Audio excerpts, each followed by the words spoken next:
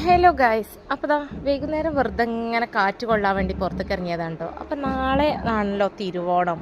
അപ്പോൾ പുറത്തൊക്കെ നല്ല പരിപാടിയൊക്കെ നടക്കുന്നുണ്ട്. അപ്പോൾ നമ്മളെ അടുത്തുനിന്ന് ഇങ്ങനെ പരിപാടീൻ്റെ ഒരു സൗണ്ട്, എന്താ ചെണ്ടമുട്ടൊക്കെ ഇങ്ങനെ കേൾക്കുന്ന പോലെ തോന്നിയിട്ടോ.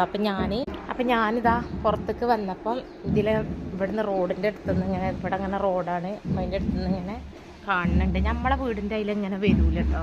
പക്ഷേ ഇവിടെ കുറേ ആളുകളുള്ളതുകൊണ്ട് ഇതിലെ ഓണത്തിൻ്റെ സംഭവങ്ങളൊക്കെ വരും. നല്ല രസമുണ്ട്, കാണാനേ തോന്നുന്നുണ്ട്. അപ്പം ഇഷുമോളിതാ കാണാൻ വേണ്ടി വന്നിരിക്കുന്നു. സൗണ്ട് കേൾക്കണുള്ളൂ ഗൈസ്, കാണുന്നില്ല. അപ്പം ഇങ്ങോട്ട് എത്തണുള്ളൂ, വരല് തുടങ്ങിയിട്ടുള്ളൂ കേട്ടോ. അപ്പം നിജുവിനെ പിടിച്ചു കൊണ്ടെത്തേ. അപ്പം ഗൈസ് ആ മാവേലിയൊക്കെ ആയിട്ട് വരുന്നുണ്ട്, ഒരുപാട് ആളുകളുണ്ട്. അപ്പോൾ ഒരു വീടിൻ്റെ ഉള്ളിലേക്ക് കയറിയിരിക്കുകയാണ് കേട്ടോ. നല്ല രസമുണ്ട് കാണാനൊക്കെ. ഇപ്പം മാവേലിയായി വരുന്നത് നമ്മളെ വീടിൻ്റെ അടുത്തുള്ള, അതായത് നമ്മളെ അപ്പുറത്തെ റൂമിലെ ചേച്ചിൻ്റെ കുട്ടിയാണ് കേട്ടോ. അങ്ങനെ 7ാം ക്ലാസ്സിലാണ് പഠിക്കുന്നത്. അപ്പോൾ മാവേലിയാന്നുള്ളത് ഞങ്ങളിപ്പോൾ കണ്ടപ്പോഴാണ് കേട്ടോ പറഞ്ഞത്. നല്ല രസമുണ്ട് കാണാനൊക്കെ.